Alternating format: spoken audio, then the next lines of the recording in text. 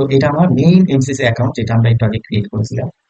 তো আমি এটার ভিতরে ঢুকি, ঢোকার পরে এখানে দেখি এটার অ্যাক্সেস সিকিউরিটিটা টু ফ্যাক্টর আছে কিনা। টু ফ্যাক্টরটা টার্ন অন করে দিই, টু ফ্যাক্টর অন হয়ে গেছে। এখন ইউজারে যাই, ইউজারে যাওয়ার পর দেখেন এখানে কিছু নাই, ম্যানেজার অ্যাকাউন্টে কিছু আছে, ম্যানেজার অ্যাকাউন্টে। এখন আমি চাচ্ছি আমার এই এমসিসি অ্যাকাউন্টে আমার এই ক্লায়েন্টকে আনার জন্য। তো সবচেয়ে বড় ব্যাপার কি, আমরা তো বিভিন্ন মার্কেট প্লেসে কাজ করবো, বা এটা freelancing.com হোক, আপওয়ার্ক হোক, ফাইবার হোক, তো ওইখানে কিন্তু স্ট্রিক্ট ভাবে বলা আছে যে আমরা কেউ ইমেল, ফোন নাম্বার এগুলা শেয়ার করতে পারবো না। তো ওই ক্ষেত্রে মনে করেন যে আমাদের এই ইমেল অ্যাকাউন্টটা শেয়ার করাটা একটু রিস্ক হয়ে যায়। ওই ক্ষেত্রে আমরা ক্লায়েন্টকে বলবো যে তোমার অ্যাকাউন্টের যে আইডিটা আছে ওই আইডিটা আমাকে দাও। ঠিক আছে? এখন আইডিটা কোথায় পাবো? সে যদি লগ ইন করে, লগ ইন করার পরে এই যে এইখানে যে 8 ডিজিটের একটা, 8 ডিজিট না, সরি 10 ডিজিট, এটাই তার আইডি। তাকে বলবো যে তোমার আইডিটা দাও, অ্যাকাউন্ট আইডি, আমি অ্যাড করে নিচ্ছি। এখন আমি দেখাবো যে কিভাবে আপনারা অ্যাড করবেন। তোমরা ক্লায়েন্টকে আপনারা এটা বলবেন, বলার পরে ক্লায়েন্ট আপনাকে ধরেন এই আইডিটা পাঠাবে।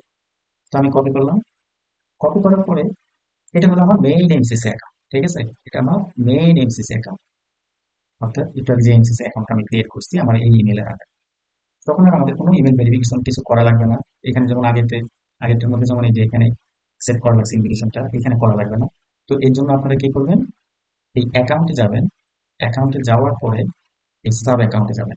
ওকে, কোথায় যাবো আমরা? ফার্স্টে অ্যাকাউন্টে, দেন সাব অ্যাকাউন্টে। এইখানে যাওয়ার পরে আমরা যে কাজটা করবো সেটা হলো এই প্লাস আইকনে ক্লিক করে এই নিচে যে লিঙ্ক এক্সিস্টেন্ট অ্যাকাউন্ট আছে এটার মধ্যে ক্লিক করো। আমরা এটার মধ্যে ক্লিক করি, ক্লিক করার পরে এইখানে আমি ওই আইডিটা পেস্ট করে দেব। পেস্ট করার পরে এখানে সেন্ড রিকোয়েস্ট দিব, সেন্ড রিকোয়েস্ট দিন। এখনো হচ্ছে, বাস রিকোয়েস্ট সেন্ড হয়ে গেছে। ঠিক আছে, সেন্ড হয়ে গেছে। এখন দেখেন এইখানে কিন্তু কিছু শো করতেছে না। আমি এখানে আসি, রিসিভের মধ্যেও কিছু নাই, সেন্ট লিঙ্কস এর মধ্যে ওইটা দেখাবে। ঠিক আছে, এই যে অ্যাকাউন্টটা আমি রিকোয়েস্ট পাঠাইছি। আর তো আমি এখন একটু অ্যাডমিনে যাই, অ্যাডমিনে যেয়ে আমি অ্যাক্সেস সিকিউরিটিতে যাই, একটু চেক করে দেখি ওইখানে কিছু আছে কিনা। ম্যানেজার অ্যাকাউন্টে কিছু আছে, কিছু নেই। তো আমি এখন ক্লায়েন্টকে বলবো যে ভাই তোমাকে আমি ইনভিটেশন পাঠাইছি, তুমি ওইটা অ্যাকসেপ্ট করো।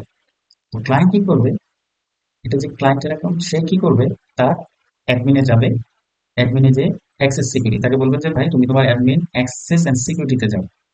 যাওয়ার পরে ওইখানে তুমি তোমার ম্যানেজার ট্যাবের মধ্যে যাবা। যাওয়ার পরে ওইখানে দেখতে পারবা যে আমি তোমাকে ইনভিটেশন পাঠাইছি।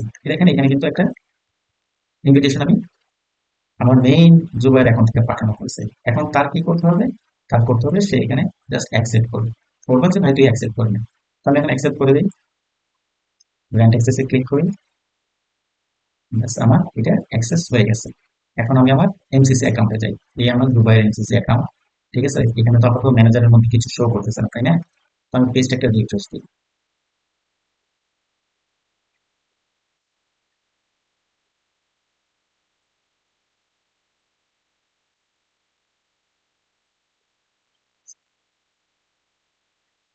ও এই যে ক্লায়েন্ট এখানে চলছে, হ্যাঁ। তো এইখানে আমি যদি অ্যাকাউন্টে যাই, আবার সাব অ্যাকাউন্টে যাই, সাব অ্যাকাউন্টে দেখতে পারবো এই যে আমাদের ক্লায়েন্টের অ্যাকাউন্টটা অ্যাড হয়েছে। তো এইভাবে আমরা অনেকগুলো, সম্ভবত 85-এর উপরে আমরা এখানে গুগল অ্যাডস অ্যাকাউন্ট অ্যাড করতে পারি। কিন্তু আমাদের গুগল যে অ্যাকাউন্ট আছে, অ্যাডস অ্যাকাউন্ট আছে, ওইটার মধ্যে আমি 20টার বেশি পাবো। যখনই 20টা অ্যাকাউন্ট ক্রিয়েট করে ফেলবো তখন মনে করেন যে প্রবলেম করবে যে তুমি এখানে লিমিট পার করে ফেলছো, তুমি আর অ্যাকাউন্ট করতে পারবা না, অ্যাড করতে পারবা না। ধরেন আপনার 20টা ক্লায়েন্ট আসছে, 20টা ক্লায়েন্টের অ্যাডস অ্যাকাউন্টে রাখছেন, সো 21 নম্বর ক্লায়েন্ট যে আসবে তখন আপনি পারবেন। সো ওই ক্ষেত্রে আমাদের এমসিসি অ্যাকাউন্টটা ইউজ করা সবচেয়ে বেস্ট। তখন আমরা কি করবো, আর এইভাবে তখন আমাদের যেতে হবে না। যেমন ধরেন গুগল অ্যাডস অ্যাকাউন্টে যাবেন, কোন ক্লায়েন্টটা visibility advice, DM practice, freelancer account, এগুলো চেক করার আপনি কি করবেন, জাস্ট এই যে উপরে যে অ্যাকাউন্ট আছে এইখানে গেলেই আপনি এই যে ক্লায়েন্ট কোম্পানির নাম পাবেন। ঠিক আছে, আমি তো এখানে দিচ্ছি ক্লায়েন্ট অ্যাকাউন্ট, ওইখানে কোম্পানির নাম পাবেন। তখন কোম্পানির নাম অনুযায়ী আপনি জাস্ট একটাই ঢুকবেন আর কাজ করবেন। দেখেন এখানে কোম্পানির সব ক্যাম্পেইন গুলো আমাদের এখানে চলে আসছে। আশা করি আপনারা সবাই বুঝতে পেরেছেন। আজকের ভিডিও দেখার জন্য ধন্যবাদ। ভিডিওটি যদি আপনার উপকারে আসে তাহলে লাইক দিতে ভুলবেন না, সাবস্ক্রাইব করে বেল আইকন অন করুন। আপনার প্রশ্ন বা ভিউ এর অনুরোধে নিচে কমেন্টে লিখে যান। পরবর্তী ভিডিওতে আবার দেখা হবে ইনশাআল্লাহ। ততক্ষণ পর্যন্ত শিখতে থাকুন, প্র্যাকটিস করতে থাকুন। আল্লাহ হাফেজ।